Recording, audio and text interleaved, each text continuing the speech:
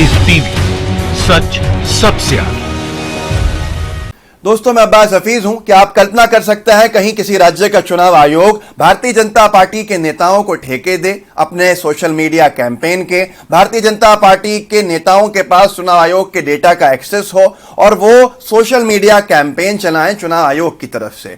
आप दंग रह जाएंगे, चौंक जाएंगे, क्योंकि चुनाव आयोग को निष्पक्ष होना होता है। चुनाव आयोग पार्टी पॉलिटिक्स से बहुत ऊपर है, उसका काम है निष्पक्ष चुनाव कराना। लेकिन ऐसा सही में हुआ है महाराष्ट्र में। महाराष्ट्र राज्य चुनाव आयोग पे गंभीर आरोप लगे हैं और बड़ा खुलासा हुआ है। खुलासा करने वाले साकेत गोखले हैं, आरटीआई एक्टिविस्ट हैं। मैं आपको इस वीडियो में आगे बताऊंगा कि कैसे उनके घर में भाजपा समर्थक गुंडे पहुंचे हैं, उनकी मां को धमकाया है, उनको धमकाया है, नारेबाजी की। ये वीडियो भी दिखाऊंगा और बड़े खुलासे होंगे इस वीडियो में जिसकी आपने कल्पना कभी नहीं की थी। दोस्तों, मामला यह है कि चुनाव आयोग जो महाराष्ट्र का है, उसने अपने सोशल मीडिया पे जागरूकता के अभियान जो चलाने का काम दिया था, वो एक कंपनी को दिया हुआ था। साकेत गोखले की नजर पड़ी इनके कैंपेन्स के ऊपर, इनके इश्तिहार के ऊपर जो विज्ञापन है। Get ready to cast your vote करके विज्ञापन आप स्क्रीन पे देख सकते हैं। Voting is easier than remembering your favourite songs lyrics, ये आप स्क्रीन पे देख सकते हैं।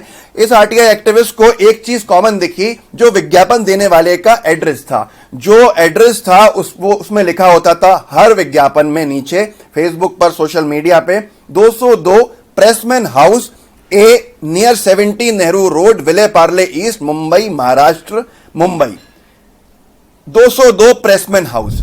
अब ये हर इश्तिहार पर जब दिखा तो जो एक जिज्ञासा होती है, क्यूरियोसिटी होती है, साकेत गोखले ने इसको ढूंढा तो पता चला कि 202 प्रेसमैन हाउस जो है वो एक social media campaign digital agency है जो चलाती है सोशल सेंट्रल करके। इसका ऑफिस रजिस्टर्ड है इस एड्रेस के ऊपर और इनका ऑफिस वहां से चलता है सोशल सेंट्रल का। सोशल सेंट्रल के बारे में जब मालूम किया तो आप दंग रह जाएंगे। इस व्यक्ति का जो मालिक है सोशल सेंट्रल का, उसका नाम है देवांग दवे। देवांग दवे के बारे में मालूम करिए तो पता चलेगा कि भारतीय जनता युवा मोर्चा का वो आईटी और सोशल मीडिया का अध्यक्ष है, या यूं कह लें कि नेशनल कन्वेनर है, राष्ट्रीय कन्वेनर है। मतलब बड़ा पद होता है। भाजपा का आईटी सेल तो आप जानते ही कितना काम करता है, प्रोपेगेंडा का, तमाम चीजों का। ये आप सबके सामने है। देवांग दवे की कंपनी सोशल सेंट्रल का एड्रेस लिखा हुआ है, आप देख सकते हैं, स्क्रीनशॉट है। 202 Pressman House, Nehru Road, near domestic airport, Vile Parle East, Mumbai. अब यहां पर इनके क्लाइंट की वेबसाइट पे गए तो पता चला सोशल सेंट्रल ने अपने क्लाइंट्स में एक तरफ डाला हुआ है भारतीय जनता पार्टी को कि ये हमारे क्लाइंट हैं, दूसरी तरफ डाला हुआ है मिनिस्ट्री ऑफ स्टील, ये भी इनके क्लाइंट हैं, और तीसरी तरफ डाला हुआ है एक बड़ा नाम, वो है महाराष्ट्र चुनाव आयोग। अब यहां पर मामला ये सबसे पहले उठता है। मैं आपको दिखाता हूं ट्विटर का इनका हैंडल, जिसपे लिखा है Devang Dave, member IT board, government of Maharashtra, national convener, BJYM IT and social media. अब यहां पर इनकी तस्वीर भी है नरेंद्र मोदी जी के साथ।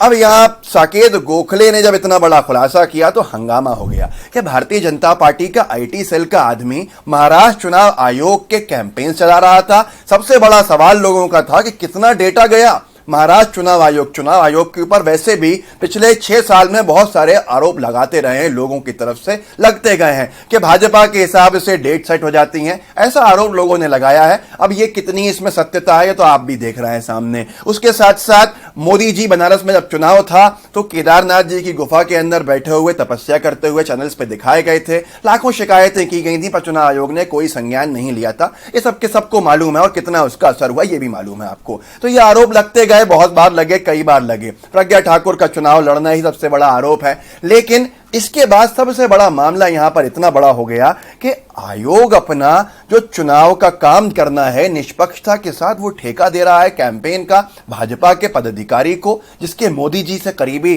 तस्वीरें सामने दिख रही हैं। वो एजेंसी के अंदर मिनिस्ट्री ऑफ स्टील भी उसके कॉन्ट्रैक्ट में है और भाजपा भी उसके कॉन्ट्रैक्ट में है। ये तमाम चीजों के बावजूद जब सवाल बड़े उठने लगे तो हर जगह हंगामा हुआ, सिवाय हमारे मीडिया चैनल्स पे। दोस्तों, कहीं मीडिया में बड़ी खबरें नहीं है। अगर यही बात कोई और सरकार होती, किसी और की, तो इस वक्त प्राइम टाइम डिबेट्स हो रहे होते, गोदी मीडिया में हाहाकार हो गई होती। गोदी मीडिया के हिसाब से लग रहा होता कि इससे बड़ा खुलासा तो कभी हुआ ही नहीं है। पूछता है भारत, आइए डीएनए में चर्चा करें, आइए यहां पर आर पार की बहस करें, ये सारी चीजें लग जाती। सबसे बड़ा सवाल यह है कि अब लेकिन मामले को संज्ञान में लिया है चुनाव आयोग जो दिल्ली चुनाव आयोग है, मतलब जो नेशनल इलेक्शन कमीशन है, इलेक्शन कमीशन ऑफ इंडिया जो है, उसने नोटिस दिया है, जवाब मांगा है, क्योंकि उनके प्रवक्ता ने आके बोला है कि हमने जवाब मांगा है डिटेल के अंदर महाराष्ट्र राज्य चुनाव आयोग से कि ऐसा ठेका क्यों दिया गया। उसके ऊपर साकेत ने भी, दूसरे लोगों ने भी लिखा है कि भाई अच्छा किया, आपने जवाब मांगा है, लेकिन दो सवाल सबसे बड़ी चीज यहां पर उठते हैं कि आपने बैकग्राउंड चेक क्यों नहीं किया।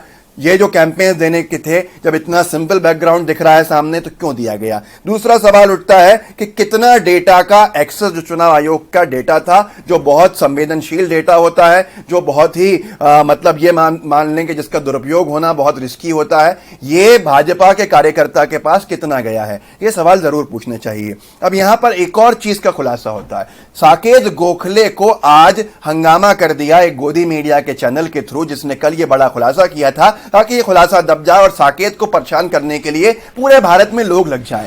साकेत के घर के ऊपर भाजपा समर्थक गुंडे पहुंचे, जिन्होंने नारेबाजी की। ये वीडियो हम आपको दिखाते हैं, जहां पर सीधा सीधा आरोप है साकेत का कि उनकी मां को धमकाया भी है। देखिए उनकी बिल्डिंग के बाहर किस तरह की नारेबाजी हो रही है, सुनिए।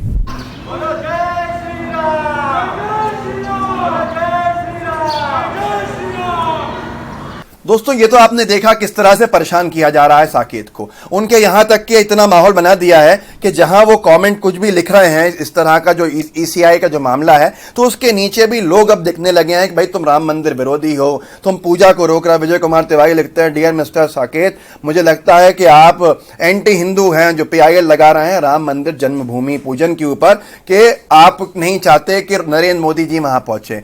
साकेत ने अगर कोई पिटीशन लगाई है तो कोरोना के चलते लगाई है, कोविड के चलते लगाई है। भाजपा की मध्य प्रदेश में सरकार टोटल लॉकडाउन घोषित करती है भोपाल के अंदर बकरीद और रक्षाबंधन को लेकर कि भीड़ भाड़ होगी, कोरोना के केसेस बढ़ेंगे 10 दिन का। लेकिन वही भाजपा को वहां आपत्ति है जब साकेत यही बात कहता है कि भाई इस वक्त नहीं होना चाहिए, कोई रोक की बात नहीं है, लेकिन वक्त सही नहीं है और इस वक्त के अंदर चुनावी एजेंडा सेट करने का कोई सेंस नहीं है। ये तो भाजपा के आपको दो तरह के चेहरे दिख गए। मैं आपको बताता हूं एक और बड़ा खुलासा साकेत नहीं किया है। मतलब ये समझ लें कि शायद ये भाजपा की नींद उड़ाने के लिए आए हैं और भाजपा की जितनी गड़बड़ चालें हैं ये सब एक्सपोज हो रहे हैं धीरे धीरे। तो मैं इनका धन्यवाद भी करता हूं। यहां पर ट्विटर पे आप इनको फॉलो भी कर सकते हैं, साकेत गोखले।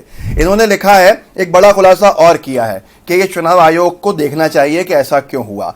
इन्होंने एक वो लगाया है, अखबार की कटिंग लगाई है, EC declines permission to transfer IAS officer. Devendra Fadnavis ने जब वो सरकार में थे, चुनाव से पहले लोकसभा के, अश्विनी कुमार जो CEO थे, जिन्होंने मोदी जी का जो चुनाव आयोग का जो मॉडल कोड ऑफ कंडक्ट का आचार संहिता का वायलेशन उन्होंने किया था लातूर में, जिसको संज्ञान में लेकर कार्रवाई की बात की थी, तो देवेंद्र फडणवीस जी बड़े तड़प उठे थे उसके ऊपर और इन्होंने उनको हटाने की बात कही थी कि इनको हटाया जाए, उनको शिफ्ट किया जाए। पर उस वक्त चुनाव आयोग ने मना कर दिया था क्योंकि गलत मैसेज जाता। मोदी जी को लेकर आप इस तरह से अगर ट्रांसफर मांगोगे IAS का तो गलत है। लेकिन फिर भी अश्विनी कुमार को 2 बार ट्रांसफर कराया गया, 2 बार हटाया गया, दूसरी बार फिर से मतलब इन्होंने डिमांड करी जिसमें हटा दिया गया। और हटाने के बाद देवेंद्र फडणवीस जी के हिसाब से कोई और जो भी आए होंगे, वहां पर अश्विनी कुमार जी की जगह बलदेव सिंह आए। बलदेव सिंह जी ने, मैं कोई आरोप नहीं लगा रहा, यहां पे लिखा हुआ है, बलदेव सिंह जी ने 3 लोग chief electoral officer replace 3 month before Maharashtra polls. 3 महीने पहले महाराष्ट्र के चुनाव से बलदेव सिंह जी आए चुनाव आयुक्त बन के वहां पर। उन्होंने, साकेत का कहना है कि ये भारतीय जनता पार्टी का उनके कार्यकाल के अंदर आदमी को ठेका दिया गया। कितना इंफॉर्मेशन चले गई है, कितनी सारी चीजें हुई हैं, क्यों अश्विनी कुमार को हटाया जा रहा था, बलदेव सिंह जी को क्यों रखाया जा रहा था वहां पर, यह जवाब तो भाजपा के पूर्व मुख्यमंत्री हमारे माननीय देवेंद्र फडणवीस जी देंगे। लेकिन सबसे बड़ा सवाल यह है, क्या देश की जो ये समझ लें कि क्रेडिबल जिनका एक नाम है, ऐसी संस्थाओं को भाजपा दुरुपयोग करने के लिए कोशिश करेगी? क्या इनका नाम खराब करेगी? CBI को, ED को, IT को तमाम जगह देख लिया हमने किस तरह से केंद्र में बैठी सरकार अपने हिसाब से चला रही है। लेकिन सबसे बड़ा सवाल यह है कि क्या चुनाव आयोग को भी कहीं ना कहीं नरेंद्र मोदी जी की भाजपा चलाती है? क्या भाजपा के कार्यकर्ताओं को ठेका मिलना सही है या गलत है? यह आपके हिसाब से सोचना है आपको, लेकिन सोचिएगा जरूर क्या क्या हो रहा है देश में। भाजपा किस तरह से लोकतंत्र को एक डैमेज करने का काम कर रही है। भारतीय जनता पार्टी कैसे लोगों के खिलाफ काम करने के बावजूद भी चुनाव जीत जाती है। क्यों कोई भी कार्यवाही भाजपा के लोगों के ऊपर चुनाव आयोग वायलेशंस को लेकर नहीं करता, ये भी लोगों ने सवाल किए हैं। दोस्तों सबसे बड़ी बात यह है कि मोदी जी को जब अनुमति मिल जाती है पूजा करने की, वहां पर जब उनके बनारस के अंदर चुनाव की वोटिंग हो रही होती है और उसको सब तरफ लाइव टेलीकास्ट कराया जाता है, उस पर भी शिकायतों पर चुनाव आयोग कोई नजर नहीं डालता। तो ये बहुत बड़े सवाल हैं, महत्वपूर्ण सवाल इसलिए हैं, क्या भाजपा हमारे ऊपर तानाशाह बन के आना चाहती है? क्या भाजपा लोकतंत्र को खत्म करना चाहती है? अगर एक बार खत्म हो गया ना और किसी की तानाशाही आ गई तो जनता की एक नहीं सुनी जाएगी, चाहे वो हिंदू हो या मुसलमान हो। ये लोकतंत्र है जिसको बचाना हम सबका फर्ज है। सोचिए जरूर, देखिए जरूर। हमारे नए चैनल द एल टीवी को सब्सक्राइब जरूर कीजिएगा। डिस्क्रिप्शन बॉक्स के अंदर उसका लिंक है, और मैं इसलिए भी आपसे बार बार कहता हूं कि यहां हम जो नहीं डाल पाते वो वहां डल जाता है, उस पर आप रूबरू होते रहेंगे। लाइव टीवी के बेल आइकन को जरूर दबाइए, सब्सक्राइब कीजिए ताकि आप कुछ मिस नहीं करें। जय हिंद, जय भारत। लाइव टीवी, सच सबसे आगे।